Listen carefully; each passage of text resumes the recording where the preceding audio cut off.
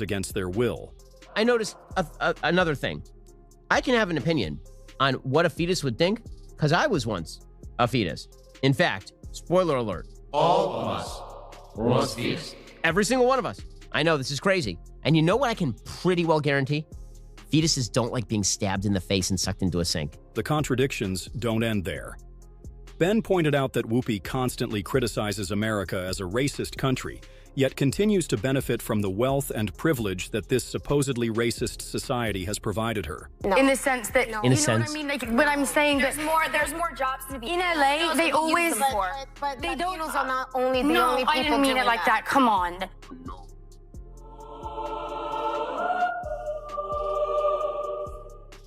She claims that systemic racism is holding people back, yet she has reached the highest levels of success in Hollywood and television. Ben finds it amusing that she never acknowledges this contradiction. Now, let's move on to Whoopi's latest meltdown over conservative viewpoints. Recently, she exploded in anger while discussing Republican policies, calling them dangerous and fascist. Oh, no. I love that she's trying to make an anti-Trump argument. She's like, I can say anything I want. And she's like, I'm going to say something super racist. They're all like, yeah. Well, apparently her hair was not her only bad decision that day. Another moment that left Ben shaking his head was Whoopi's take on crime.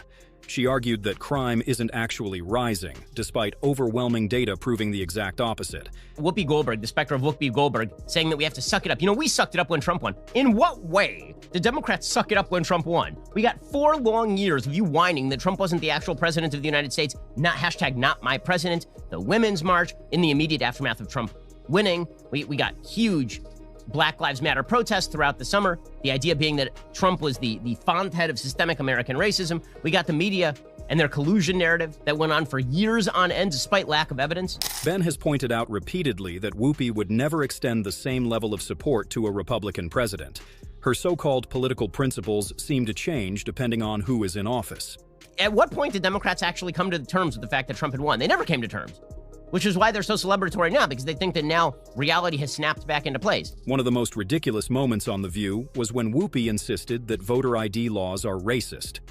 Ben tore this argument apart by pointing out that requiring ID is standard for countless activities, such as buying alcohol, flying, and opening a bank account. Another absurd claim Whoopi made was that conservatives are trying to erase Black history. Ben refuted this nonsense by emphasizing that conservatives are simply against the radical curriculum being pushed in schools, not history itself. All of this stuff is just, ugh.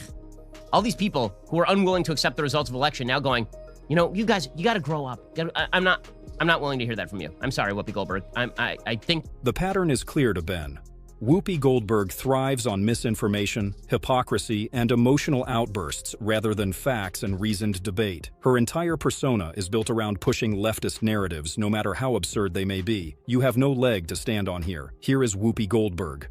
When you know who was elected 4 years ago? You know, Hillary Clinton didn't say, hey, wait a minute, this doesn't feel right, stop the count. She didn't say, this isn't right, I'm not going for it. She didn't say any of that. So all of you, suck it up. Suck it up like we sucked it up. This is why Ben Shapiro will never stop calling out the nonsense on The View. As long as people like Whoopi Goldberg continue to spread misinformation, Ben will be there to expose the truth. If Ben ever got the chance to appear on The View, it would be a complete disaster for the hosts. He wouldn't hold back, and the entire show would collapse under the weight of actual facts. And that's exactly why Whoopi and her co-hosts would never allow it. They know that Ben Shapiro would dismantle their arguments in seconds, and they simply can't handle that level of debate. Did it ever occur to anybody that the reason this process exists is so that when the election is over, people at least are able to point to the court cases and to the investigations and say they came up empty? So after watching Whoopi's greatest hits of nonsense and Ben Shapiro surgically tear through them, one thing is clear. The View isn't a talk show anymore. It's a masterclass in how not to think. And luckily for us, Ben's out here doing the intellectual janitor work, cleaning up the mess, one woke meltdown at a time. But what do you think? Was Whoopi just misinformed? Or is this what happens when you surround yourself with applause and zero pushback? Drop your thoughts in the comments, smash that like button if you're allergic to stupidity, and subscribe for more videos.